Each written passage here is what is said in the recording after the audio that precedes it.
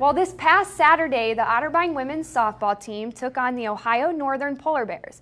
Otterbein TV's Aaron Reinhart gives us a recap of all the action. Tuesday, the Cards traveled to Wilmington to recover after this past weekend's tough loss at home.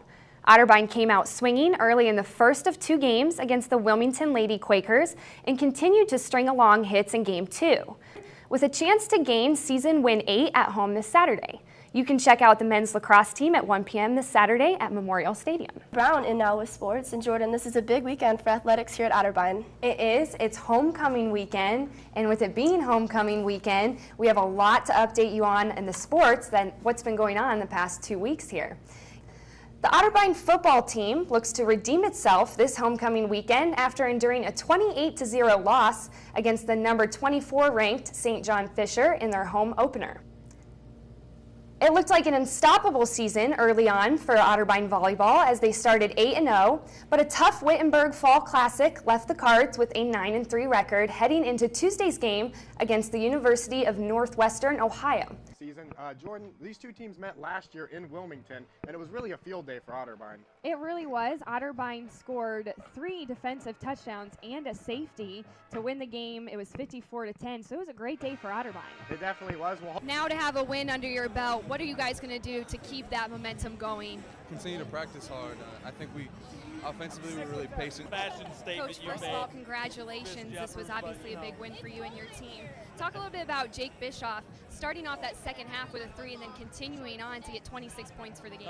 Well, I mean, Jake is a talented kid. And at one point in a huddle, you said, guys, we never give up.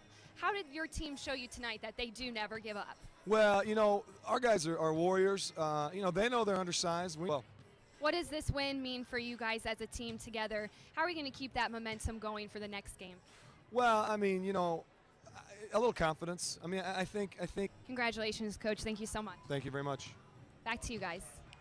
Hi, and welcome to Westerville, Ohio, here at Memorial Stadium. I'm Jordan Brown alongside Harrison Ralph as we prepare and get ready for the Otterbein Cardinals to take on the Capital Crusaders here today. Harrison, a team that Otterbein is very familiar with, neighbors, if you will, to Columbus. And today we'll see them take on a game that's really the rival team for Otterbein. It is, Otterbein.